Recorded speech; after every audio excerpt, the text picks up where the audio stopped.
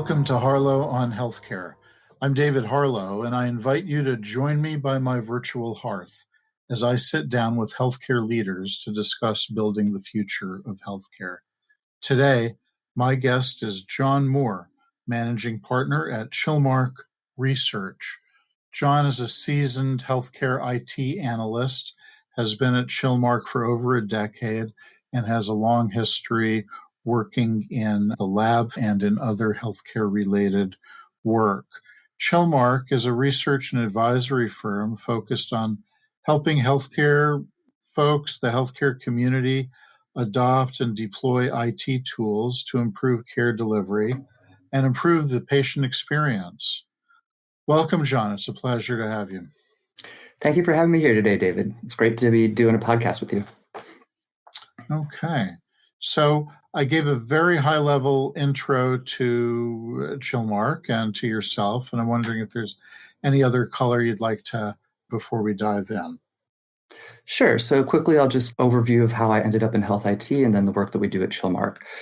So I got my career started working at the lab bench, doing molecular biology work, doing cancer research and Alzheimer's genetics research.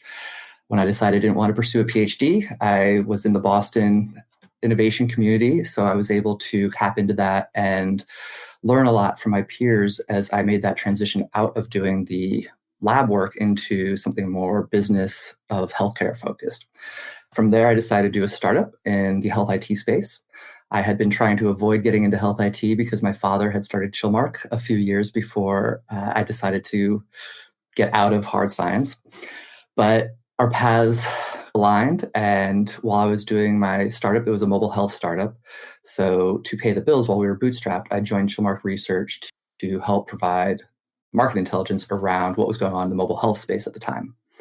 This was in the early 2010s, so it was a completely different environment than what we're dealing with now.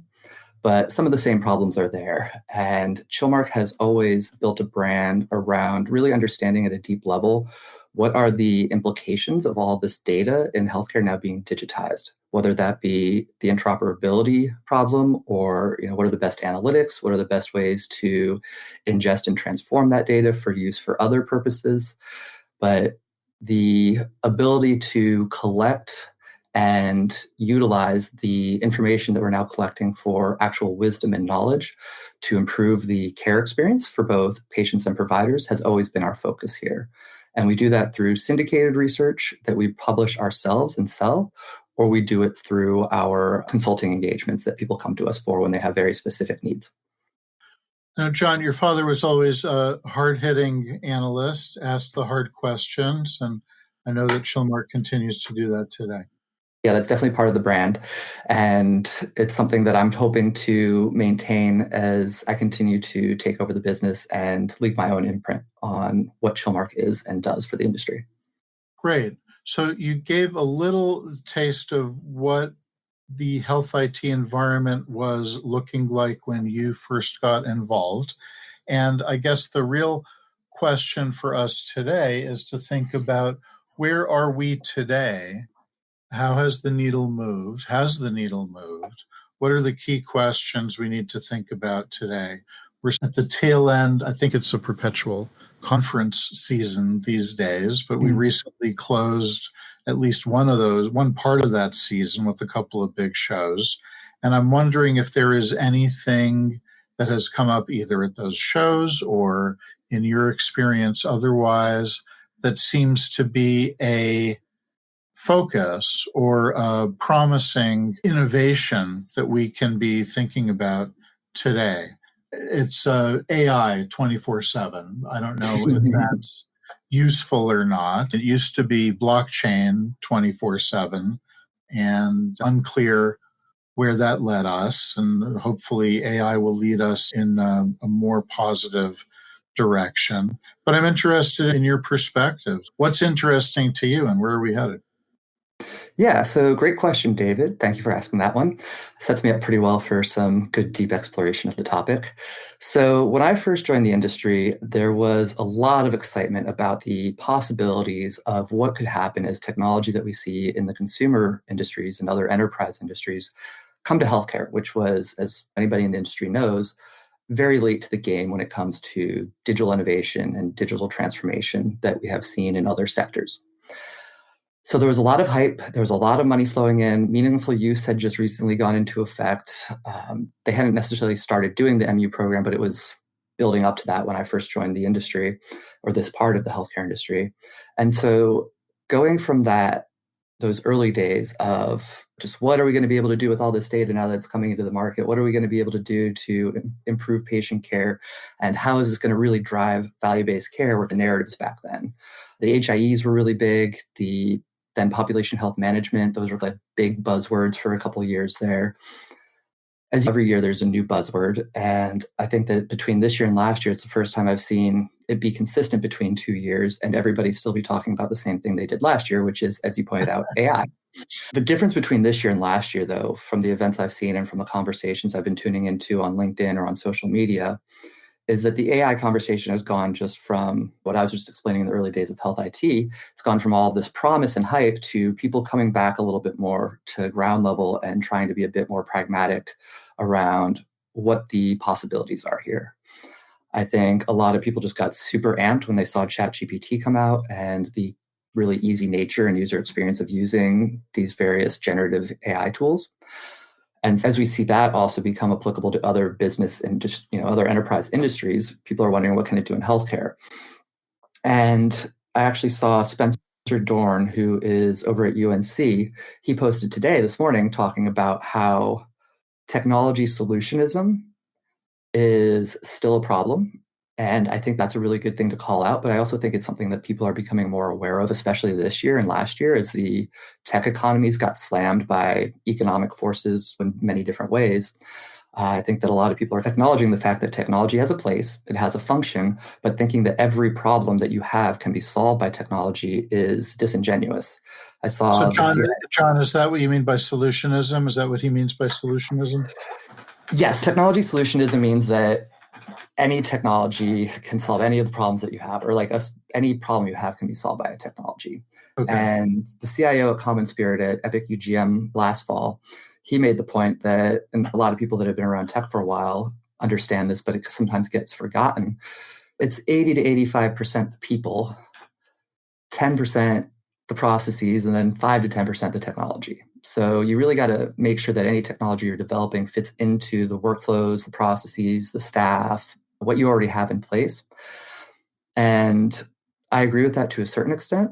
I agree with the premise, but I think that part of the problem is that as we look at the technology use cases coming into the space, they've only had really incremental impact on the overall provision of care to date. There's been all this excitement, but between new companies going out of business, people not figuring out how to do certain business models that have worked in consumer industries, but not in healthcare, just any number of issues that we've seen across the market have resulted in the stalwarts being companies that are really just incrementally improving care, as opposed to making substantial, dramatic changes to how care is delivered into that care experience. I think that's something else that we're starting to hear more of as AI possibilities become more of the discussion. People are really starting to question, okay, what can we really rewrite about how care is delivered, how it's accessed, how workflows function, how it's paid for. As we get this data collected, I still think we're a ways off from value-based care. I think that's still a bit down the road. It's going to take a long time for us to really switch off of the way that the economics are set up today. But I think people are starting to see the potential to truly transform how care is delivered and move beyond just these minor incremental process improvements that barely move the needle, but they have some impact. And we've only been talking about value-based care for 40 or 50 years now. So exactly. Yeah. We've seen the highest uptick, though, of late with all the MA plans and things like that. We've seen the largest delta in growth over those 40 years, over the last decade, but it's still been very slow and a lot of people are hoping it would be further along by now. I said that's definitely one big topic. Interoperability and data quality, that's another thing that people are still talking about. The data quality issue is one of those things that people think that AI can help with, but also it's still going to be a problem when you're talking about training the AI when you have dirty data. Population health management is back. The user experience for both payers and for both the providers and for patients is another big topic of discussion right now, reducing the administrative burden on both sides of that equation, because right now, the kind of the key administrators in the entire industry are the payers, and they're pawning off a lot of the responsibility for the administrative work onto providers and patients now. And so there's a lot of companies tackling that. There's a lot of discussion around how to improve that. I really enjoy following Grace Cordovano, who always has really good takes on especially that patient administrative burden side. Yeah, those are the big things right now. It's really all about fixing the workflows so that you can make the best use of the staff that you have and then improve upon that. And from there, start to make plans to continually improve your processes. Turning back, John, to your comments on data and data quality, I just have to interject and ask, and maybe ask you to comment. Didn't we fix all this, right? Between meaningful use and TEFCA and who knows what else? There's been a lot of change in the data of healthcare front. And it seems that a lot of that change, speaking as a non-technical person, is around data standards and technical standards. And I hear you saying that the problem is not solved. No, so it's definitely not solved yet. Help us connect the dots. Yeah, so TEFCA and the QHINs and what the feds are doing right now through the ONC, that is still focused on standards around USCDI. And so those standards are good. It's a good thing that we're implementing them. And there are other standards out there, of course, but the USCDI is really where the ONC is focused today. And that's the Office of the National Coordinator for anybody listening that isn't already familiar. And what's happening there is that USCDI is a very limited data set that has been standardized around certain elements and certain categories of data. It's not fully comprehensive. It's not pulling in a lot of the other data. And the way that the healthcare system works, the data exchange between a lab that's independent from a care organization, that's largely still done through PDFs. And so the EHRs can intake that, but a lot of EHRs still just take in the PDF and they don't necessarily map the data from the PDF into the right fields for the patient. So that's one example of poor data or data access. Another example is just every EHR, for the most part, is configured differently for every site that they're implemented on. And so that creates headaches with just the mapping from one site to the next because they aren't set up the exact same way. And then also documentation isn't always done the same way from one organization to the next. And so that creates problems with standardization as well because they have different internal systems that they're using to do clinical notes and other types of documentation. Aggregating that data from one site to another requires intelligence beyond just a straight up API from one pipe to the next. It has to have some kind of intelligence behind that to actually interpret where some of these various data elements need to be mapped when they're being collected into one new database that's aggregating all this data. If you're just tuning in, this is Harlow on Healthcare coming to you on Healthcare Now Radio. I'm David Harlow, and my guest today is John Moore, Managing Partner at Chilmark Research. John, so we've been talking about sort of opportunities and maybe some barriers to progress. And again, we've touched on this already, but top of mind for many people these days is artificial intelligence. And I wanted to put to you the thought that the real opportunity in healthcare for artificial intelligence tools, or generative AI in particular, may be in custom tools, perhaps built on top of LLMs, but really customized and based on particular data sets. Rather than putting a question to an LLM, put a question or put a task to an LLM that's been tuned and trained on particular data sets. Do you see any action in that sort of area?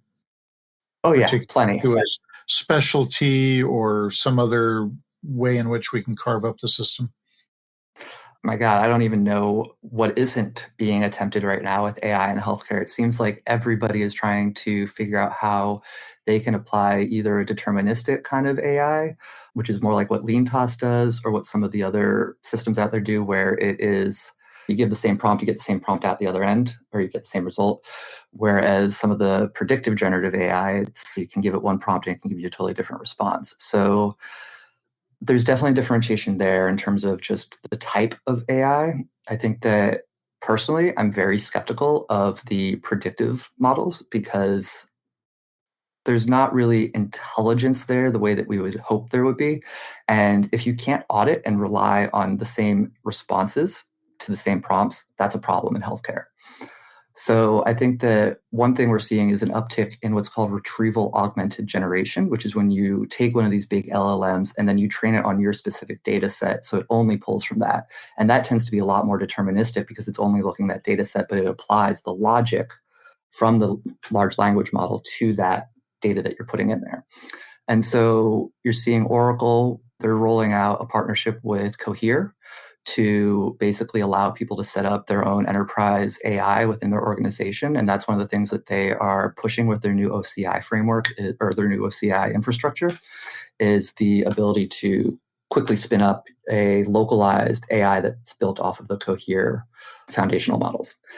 You have Anthropic and Claude, which is personally my favorite for doing content generation if I'm going to use any of them.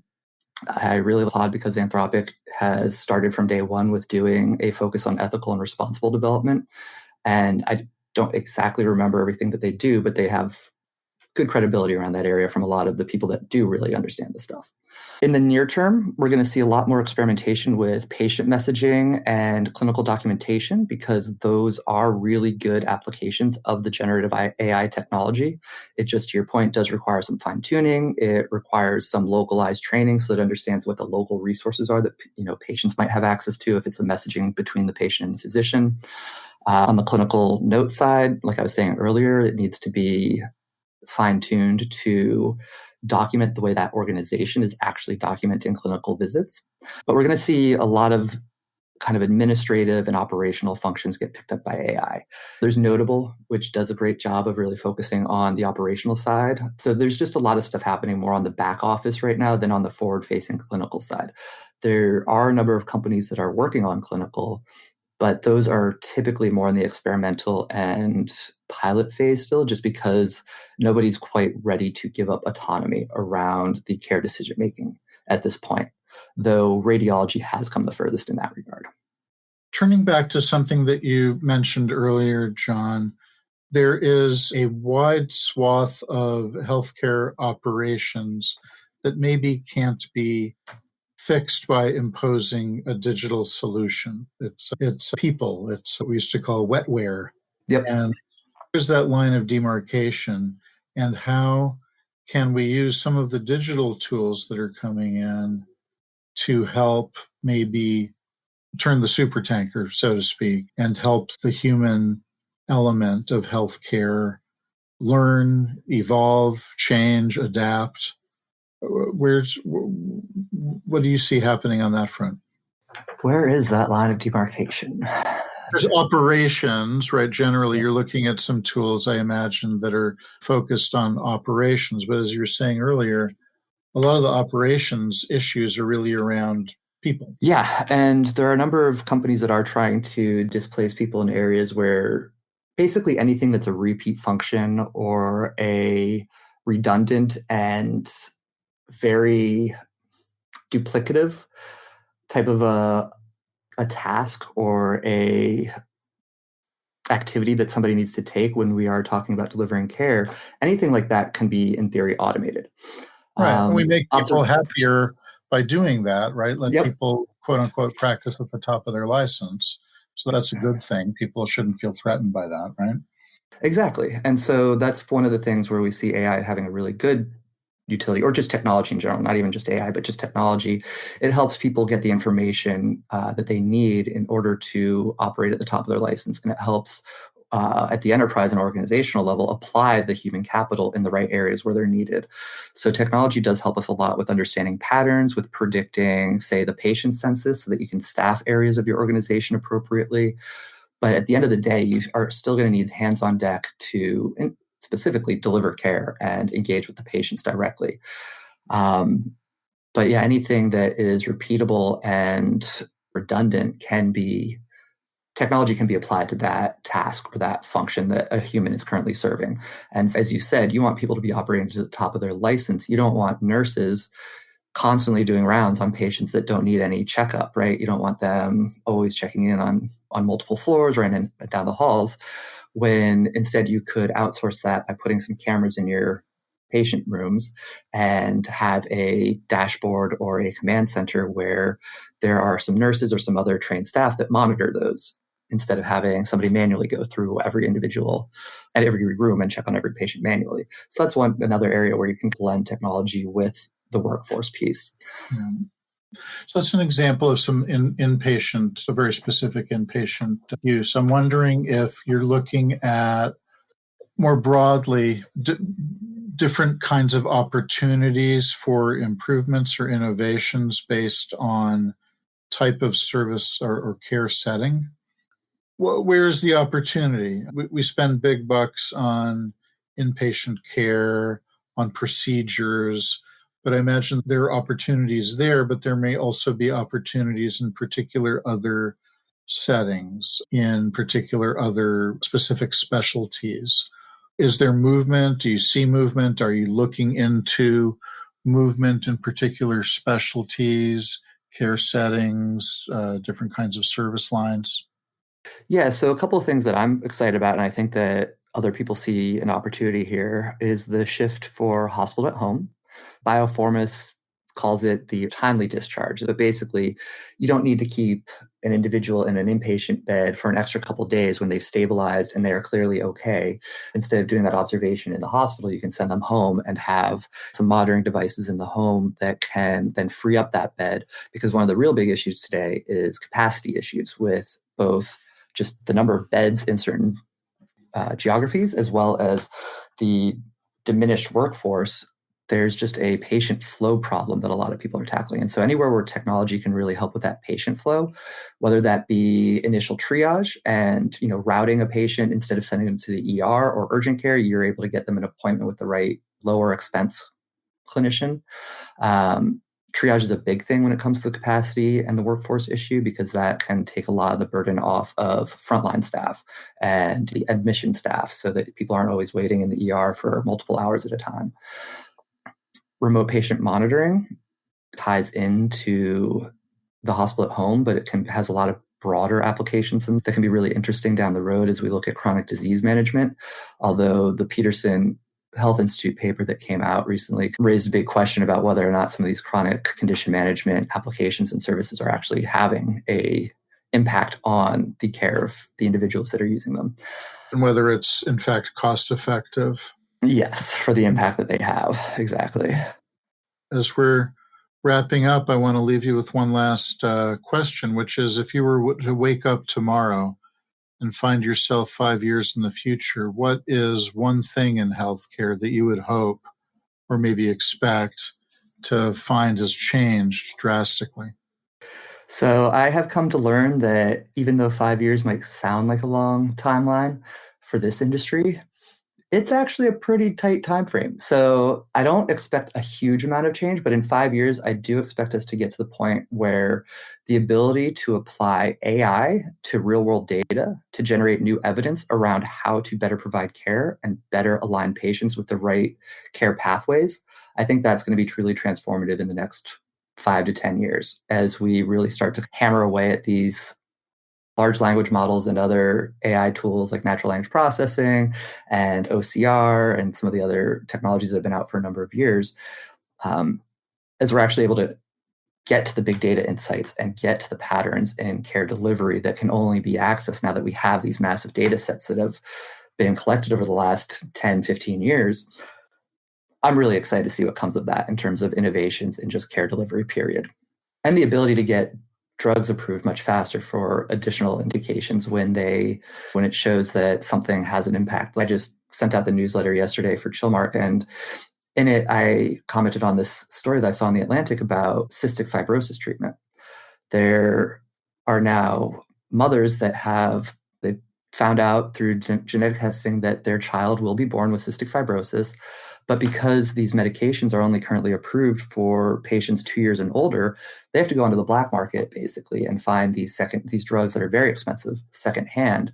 And the reason they're doing this is because so far it has been shown only anecdotally, not in a full large-scale RCT, that if these drugs are taken in utero, certain kind of common birth complications and significant developmental problems that babies are just come out of the womb with can actually be prevented entirely, because the developmental issues with cystic fibrosis start while you're in the womb.